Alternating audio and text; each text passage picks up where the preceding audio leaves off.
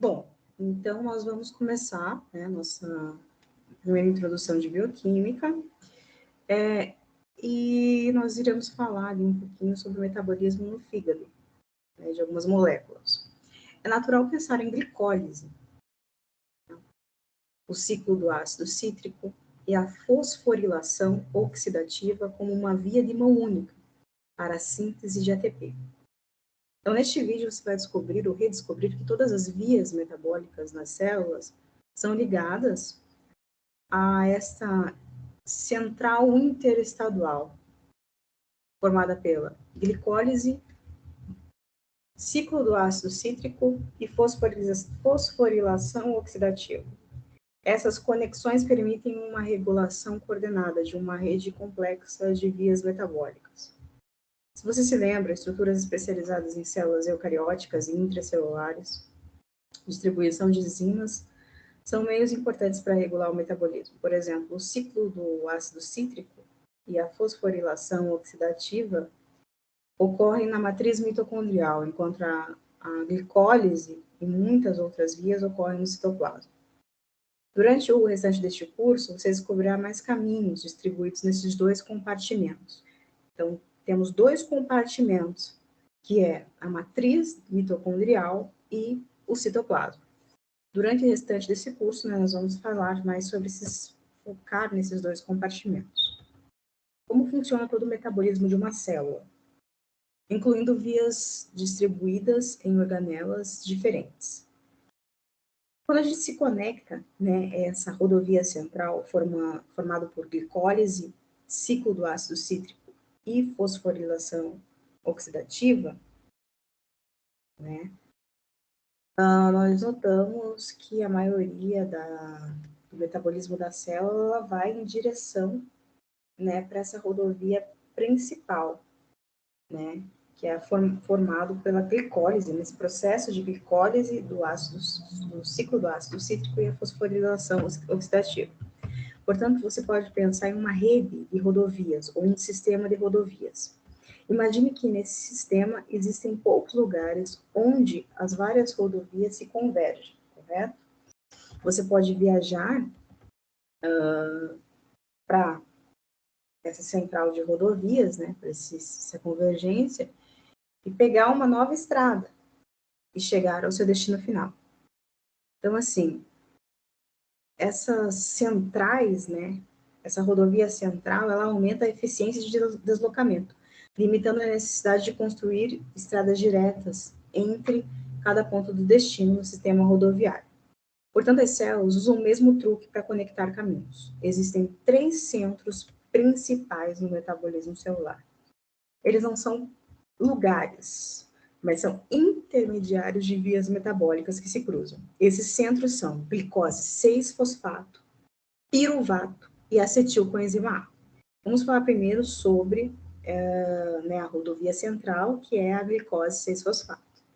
De onde vem a glicose 6-fosfato? Bem, sabemos que os carboidratos da dieta produzem glicose, e glicose será convertida em glicose 6-fosfato. O fosfato da 6-glicose também vem do glicogênio. Quando o glicogênio é quebrado, a glicose 1-fosfato é produzida, então convertida em glicose 6-fosfato. E isso acontece no fígado e nos músculos. O fosfato da glicose 6 também pode vir, né, do aminoácido piruvato, lactato, né?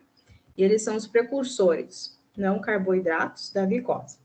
E são usados para produzir glicose, né, por meio da gliconeogênese. Então, indiretamente, eles produzem glicose 6-fosfato. E está aqui a primeira conexão entre, né, as duas rodovias ali, o glicose 6-fosfato e o piruvato.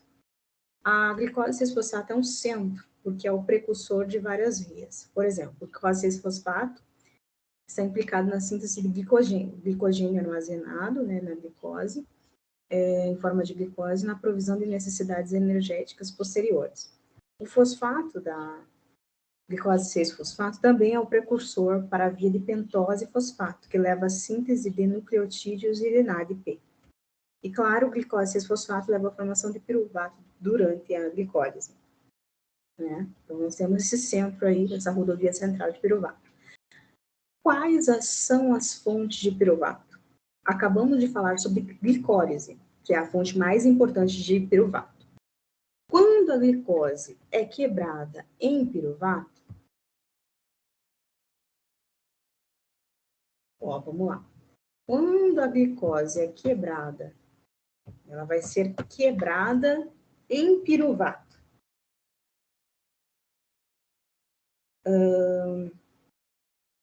O piruvato também pode vir do lactato. Você se lembra que os glóbulos vermelhos e as células musculares produzem lactato? E através do ciclo de Cori, eles transportam esse lactato para o fígado.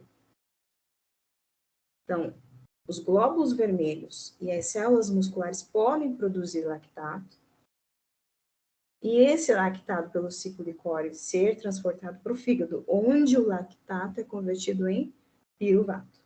Então, o piruvato, por meio da gliconeogênese, será convertido em glicose. Vamos ver mais ali.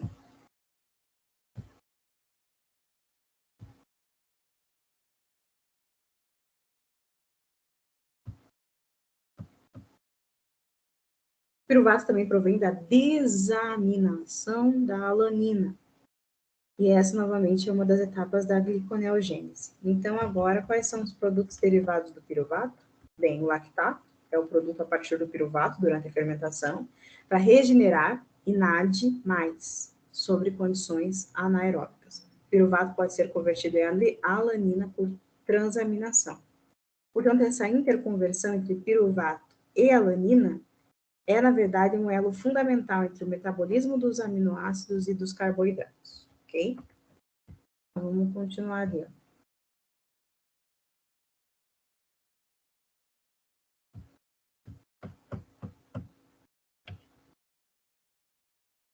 É, na verdade, um elo fundamental, né? Então, o piruvato levará à formação de acetilcoenzima A por descarboxilação oxidativa. E a nova rodovia.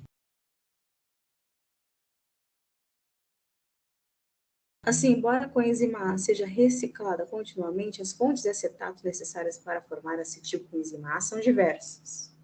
Existem duas formas principais: piruvato e ácidos graxos. Os ácidos graxos nas mitocôndrias são quebrados por meio do processo de oxidação beta, e isso levará a grupos acetil, né, que estão ligados à coenzima A. Então, os ácidos graxos nas mitocôndrias são quebrados por meio da chamada oxidação beta, que aí vai formar os grupos acetil.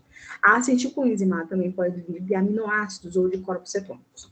E esse é um caminho muito importante durante a fome. Os corpos cetônicos produzidos no fígado são transportados para o cérebro, onde são convertidos em acetilcoenzima A. E a acetilcoenzima A vai alimentar o ciclo do ácido cítrico nas células cerebrais quanto ao nível de glicose, né? Quanto ao nível de glicose. Então, vamos ver aqui. Os corpos cetônicos, né? Que são produzidos no fígado e transportados para o cérebro durante a fome, restrição alimentar. Há um certo número de produtos que são derivados da acetilcoenzima A, ácidos graxos, grupo acetil da acetilcoenzima A, são usados para construir ácidos graxos, né, 2 unidades de carbono por vez. Essa oxidação levará a acetilcoenzima A a 8 moléculas de acetilcoenzima A, que são formadas por uma série de 7 ciclos, né, de oxidação.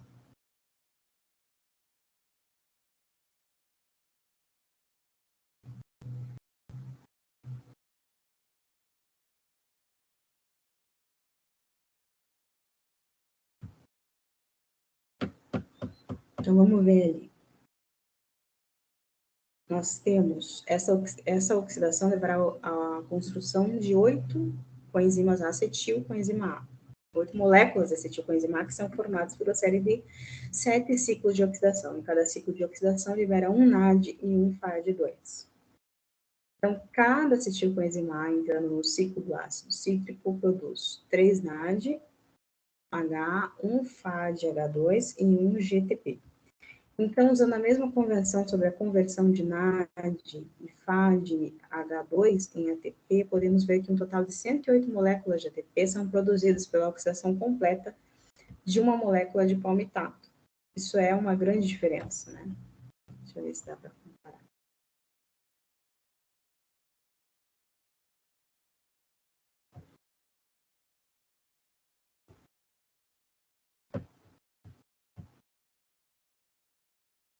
Aqui.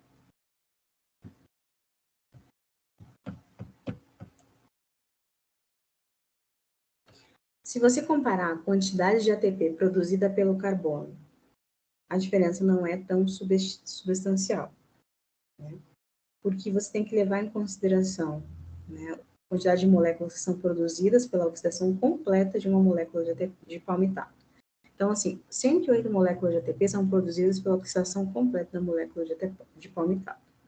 O que faz o ácido graxo, de fato, o triacilglicerol, uma forma ótima de armazenamento de energia, não é a quantidade de ATP produzida por carbono em ácidos graxos, mas é devido à sua capacidade de ser armazenado em uma estrutura quase anidra. Portanto, você pode embalar muitas moléculas de ácido graxo em volume muito pequeno. Como é possível para uma célula regular uma rede tão complicada de caminhos? Como que ela vai fazer para controlar esses caminhos? Bem, todas essas vias são direta ou indiretamente ligadas à fosforilação.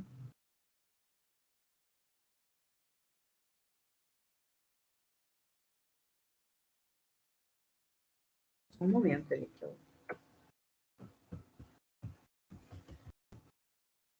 Fosforilação oxidativa.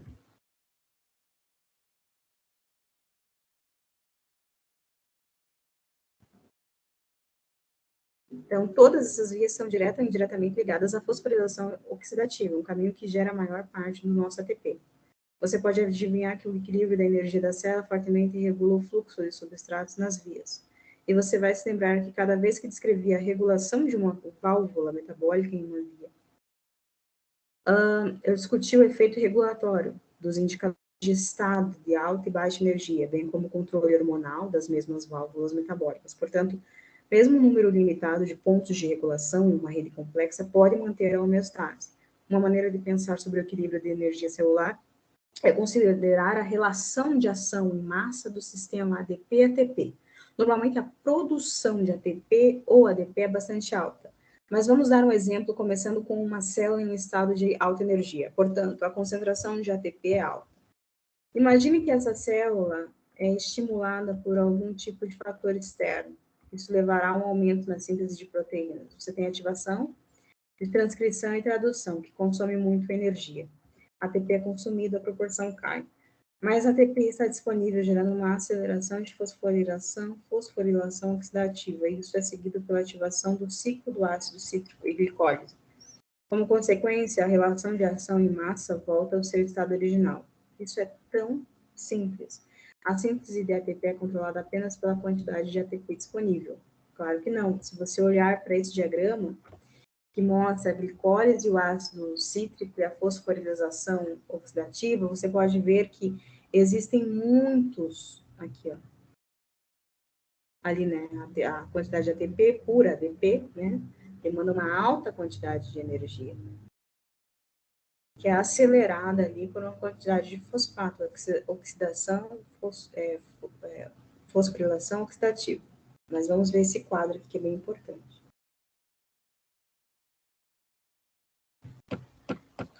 Por exemplo, ATP nesse diagrama. Eles são ativados por seus substratos, por exemplo, ADP. Você tem outro tipo de controle comum dessas vias, nesse caso é uma regulação por indicadores de estado de alta ou baixa energia.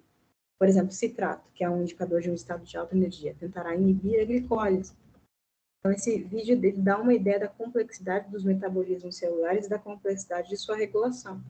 Também é importante notar que a atividade das vias que é discutida ali pode mudar de tecido para tecido e reflete numa especialização metabólica desses tecidos.